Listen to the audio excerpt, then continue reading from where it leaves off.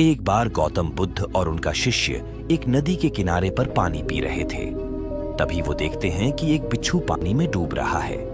ये देखकर गुरु उस बिच्छू को अपने हाथों में उठाकर जमीन पर रख देते हैं। यह करते वक्त वह बिच्छू गुरु को डंक मार देता है, लेकिन बिच्छू की जान बच जाती है। थोड़ी देर बाद वह बिच्छू फिर से फिसलकर पानी में गिर जाता है। गुरु फिर से उसको बचाते हैं और इस बार नदी के किनारे से थोड़ी दूरी पर रखते हैं, लेकिन बचाने की प्रक्रिया के दौरान वह बिच्छू दोबारा डंक मार देता है। शिष्य यह देखकर घबरा उठता है और अपने गुरु से पूछता है कि गुरुजी, आप उस बिच्छू को बार बार बचा रहे हैं और हर बार वह आपको डंक मार रहा है।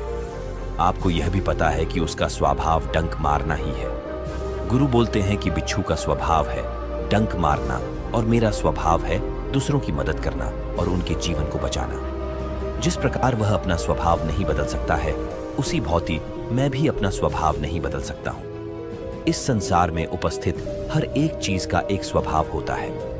साथ ही साथ अपवाद भी सुनिश्चित है। अपवाद एवं द्वैत रूप भी जीवन के प्रमुख नियमों में से एक है।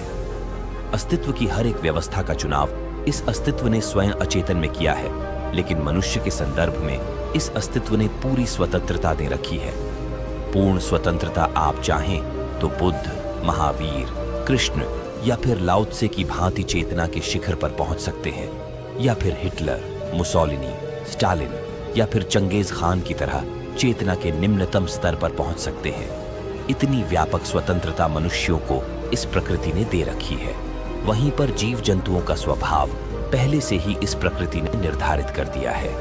एक शेर हमेशा हिंसक होता है। निश्चय ही कभी कभी वह शिकार नहीं करता है, यहाँ तक कि जब शिकार आसानी से उसकी पकड़ में हो तब भी। ऐसा आपने कभी फेसबुक या फिर यूट्यूब पर यह देखा होगा जिसमें शेर हिरण के बच्चे के साथ खेल है या फिर उसे बिना मारे हुए अपने पास से गुजरने देता है। इन वीडियो में आपने दया भाव का भी महिमा मंडन पाया होगा कि शेर ने हिरण पर दया भाव दिखाया। ये बिल्कुल ही गलत अनुभव है। इसका सीधा सा कारण है कि शेर अनायास ही अपने मनोरंजन के लिए मनुष्यों की भांति शिकार नहीं करता है। उसे जब भूख लगती है तभी वह शिकार करता है। ये बात इस पृथ्वी पर पाए जाने वाले सभी शेरों के लिए सही है। आप कभी ऐसा नहीं पाएंगे कि कोई शेर बुद्ध या महावीर की तरह बहुत ही दयावान हो गया, या फिर कोई शेर डाकू अंगुलिमाल की भांति बहुत ही ज्यादा दुष्ट प्रवृत्ति का हो गया, या फिर कोई शेर बहुत कामांध या व्यभिचारी हो गया। शेर का स्वभाव प्रकृति के द्वारा बिल्कुल सुनिश्चित है। निश्चय ही कभी कभी अपवाद कोमल देखने को मिल जाता है, लेकिन उस अपवाद की स्थिति में भी भिन्नता बहुत ज्यादा नहीं होती है। उदाहरण के तौर पर कभी कभी ऐसा देखने को मिलता है कि एक शेर नरभक्षी हो गया। यहाँ पर यदि ठीक से आकलन किया जाए तो आपको यह ज्ञात होगा कि अभी भी शेर हिंसक ही है, बस उसे हिरण से ज्यादा मनुष्यों के मांस में ज्यादा रुचि हो गई है। मेरी बात बुद्ध की एक कहानी से और स्पष्ट हो जाएगी। बुद्ध अपने शिष्यों के साथ एक गांव से गुजर रहे थे। वहां के लोग किसी कारण वश बुद्ध से बहुत नाराज थे। वे लोग बुद्ध को गालियां देने लगे एवं उनके बारे में अपशब्द कहने लगे। बुद्ध ने उनसे कहा, मित्रों, यदि आप लोगों की बात पूरी हो गई हो तो मैं अगले गांव के लिए आगे बढ़ूं। वहां के लोग बुद्ध की बात सुनकर बहुत ही आश्चर्यचकित हुए।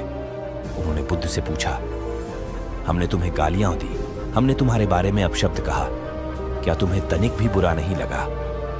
बुद्ध ने कहा कि थोड़ी देर पहले जिस गांव से मैं यहां आया, उस गांव के लोगों ने बहुत सम्मान दिया, साथ में बहुत सारी मिठाइयां भी दी, लेकिन हमने खाना पहले ही खा लिया था, इसलिए हमने वो मिठाइयां नहीं खाई और वो मिठाइयां उन्हें वापस ले जाना पड़ा। इसी भांति ये गालियां लेने का कोई प्रयोजन नहीं बनता है, इसलिए इसे आप लोगों को ही वापस ले जाना पड़ेगा। यदि आप लोगों को मुझे क्रोधित होते हुए देखना था तो फिर आप लोगों ने तनिक देरी कर दी। आप लोगों को 12 साल पहले मेरे पास आना चाहिए था। अब क्रोध का भाव ही नहीं बचा। अब किसी भी उपाय से मैं क्रोध कर ही नहीं सकता। यदि क्रोध करूंगा भी तो वह बनावटी ही होगा, अभिनय ही होगा। बुद्ध का स्वभाव करुणा का है। बुद्ध के भीतर से जब भी कोई धारा प्रवाहित होगी तो वह करुणा से पूरी तरह सराबोर होगी। अब क्रोध की कोई व्यवस्था ही नहीं रही। क्रोध की ऊर्जा भी पूरी तरह से रूपांतरित हो गई। इसी भांति महावीर भी एक गांव से गुजर रहे थे। महावीर की नग्नता से उस गांव के लोगों के अंदर बहुत रोष था कि वह समाज में नग्नता एवं व्यभिचार फैला रहा है। उन्होंने महावीर को पकड़कर उनके कानों में कीलें ठोक दी। महावीर के चेहरे पर कोई क्रोध का भाव ही नहीं था, बजाय उनके चेहरे पर शांति और शीतलता का भाव था, जिसे देखकर लोग दंग रह गए। कुछ लोगों ने उनसे पूछा कि हमने आपके साथ इतना बुरा व्यवहार किया, आपको इतनी पीड़ा दी, फिर भी आपको क्रोध नहीं आया, आपके मन में बदला लेने की भावना जागृत नहीं हुई। महावीर ने कहा कि अब इस संसार में मेरा कोई शत्रु नहीं रहा, सभी मेरे मित्र बन गए हैं। कोई मुझे शत्रु माने तो उसके लिए मैं कुछ नहीं कर सकता हूं, लेकिन मेरा कोई शत्रु नहीं रहा। अब मैं चाहकर भी शत्रु नहीं बना सकता। महावीर का स्वभाव, महावीर की अवस्था मैत्री और प्रेम में रूपांतरित हो गई। निश्चय ही ये दोनों कहानियां अविश्वसनीय एवं काल्पनिक लगती होंगी। महावीर और बुद्ध को गुजरे हुए 2000 वर्ष से भी ज्यादा हो गए और तब से खरबों लोग इस धरती पर पैदा हुए और उनके जैसा सुंदर चित्त के बस कुछ मुट्ठी भर ही लोग पैदा हो पाए। हम अपने आसपास नजर दौड़ाए तो हर तरफ अविश्वास, धोखा, छल ही देखने को मिलता है।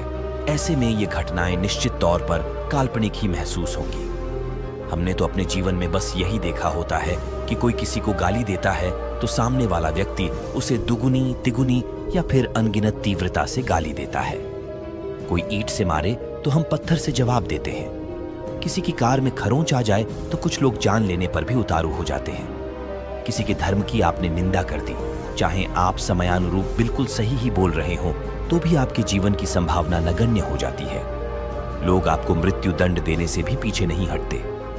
ऐसे में यह स्वाभाविक ही है कि यह बात बिल्कुल अविश्वसनीय एवं काल्पनिक ही प्रतीत होगी कि इस संसार में कभी बुद्ध, महावीर या बोधिधर्मा जैसे लोग भी पैदा हुए होंगे। इस अस्तित्व ने मनुष्यों को इतनी अपार स्वतंत्रता दे रखी है कि वो जैसा चाहें वैसे स्वभाव का निर्माण कर सकते हैं। हम जिन भी जीवन आयामों, जिन जीवन मूल्यों की पुनरावृत्ति किए जाते हैं, वह हमारे चित्त में जड़ स्वरूप हुए जाता है। उसकी पकड़ हमारे ऊपर मजबूत हुए जाती है। उदाहरण के तौर पर यदि आपने क्रोध किया तो अब अपने क्रोध की प्रवृत्ति को और ऊर्जा प्रदान किया। अब क्रोध और ज्यादा ठोस रूप में आपके आत्मा में, आपके मन मस्तिष्क में स्थापित हो जाएगी। मतलब कि जितनी बार आप क्रोध किए चले जाते हैं, उतनी ही ज्यादा बार आप अपने क्रोध की वृत्ति को शक्ति प्रदान किए चले जाते हैं। अब इसे तरल बनाने के लिए आपको और संघर्ष करना पड़ेगा। एक तरीके से कहें तो आपने क्रोध की आदत का निर्माण किया और आप जितनी बार इसकी पुनरावृत्ति किए जाते हैं, उतनी ही ज्यादा ऊर्जा का इस आदत में प्रवाह किए जाते हैं। इसीलिए जब भी हम अपना स्वभाव बदलने की कोशिश करते हैं तो हमें काफी संघर्ष करना पड़ता है। आपको अपने आस पास बहुत सारे लोग यह शिकायत करते हुए मिल जाएंगे कि मैं अपने गुस्से को नियंत्रित करने की कोशिश बहुत दिनों से कर रहा हूं, लेकिन हर बार कुछ ऐसा हो जाता है कि ना चाहते हुए भी क्रोध हो ही जाता है। एक बात और गौर करिएगा कि हमारे चित्त में जो ऊर्जा होती है वो बहुत हद तक गणित के नियम का पालन करती है। यदि आपकी वृत्ति क्रोध की है, घृणा की है, तो आपके भीतर प्रेम और करुणा का भाव कम होगा। जब आप प्रेम, मैत्री, करुणा के शिखर पर पहुंचते हैं तो अपने आप आपके भीतर उपस्थित क्रोध, घृणा, द्वेष का विलय हो जाता है। ध्यान देने वाली बात यह है कि आपको नकारात्मक मूल्यों को खत्म करने का प्रयास नहीं करना पड़ता, ये अपने आप खत्म हो जाते हैं। इसका सीधा सा मतलब यह है कि हमारे चित्त के भीतर उपस्थित ऊर्जा स्थिर है, एक ही है जो कि भिन्न भिन्न अनुपातों में बांटी हुई है और एक दूसरे रूप में परिवर्तित की जा सकती है। प्रज्ञा के द्वारा क्रोध एवं घृणा की ऊर्जा को प्रेम एवं करुणा में बदला जा सकता है। जीवन को सही से जीने के लिए, बिना किसी अंतरींद की यात्रा के लिए हमें दूसरे जीवों के स्वभाव को भी जानना बहुत जरूरी है। उदाहरण के तौर पर मैं आपसे पूछूं कि सर्प का स्वभाव क्या होता है। अब चाहे सर्प जहरीला हो या ना हो, उसका स्वभाव काटने या डसने का ही होता है। इसी भांति एक बिच्छू का स्वभाव डंक मारने का होता है। ऐसे में इनसे बचाव करें तो ही हमारे लिए अच्छा होगा। इसी भांति जीवन के कुछ मूलभूत नियमों एवं व्यवस्थाओं को जानना भी अत्यंत जरूरी है। एक तरह से इन नियमों एवं व्यवस्थाओं को खुद जीवन का स्वभाव कहा जा सकता है। हम इस युग में बहुत सारी चीजें, बहुत सारी जानकारियां इकट्ठा कर ले रहे हैं, तमाम डिग्रियां भी हासिल कर ले रहे हैं और ऊंचे ऊंचे पदों पर भी विराजमान हो जा रहे हैं, लेकिन जीवन के छोटे छोटे मूलभूत प्रश्नों के उत्तर से चुके चले जा रहे हैं। यदि सही से आकलन करें तो आप पाएंगे कि बुद्धिमान कहे जाने वाले वर्ग जैसे चिकित्सक, अभियंता, प्रशासनिक अधिकारी जीवन के स्वभाव को समाज के साधारण कहे जाने वाले लोगों की तुलना में ठीक से नहीं जान पा रहे हैं और जीवन से ज्यादा दूरी बना ले रहे हैं। ये लोग किताबी ज्ञान तो अर्जित कर ले रहे हैं, लेकिन जीवन से अच्छा सामंजस्य नहीं बना पा रहे हैं, जिसके कारण तनाव, निराशा, अवसाद एवं तमाम रोगों से कई गुना ज्यादा शिकार हो जा रहे हैं।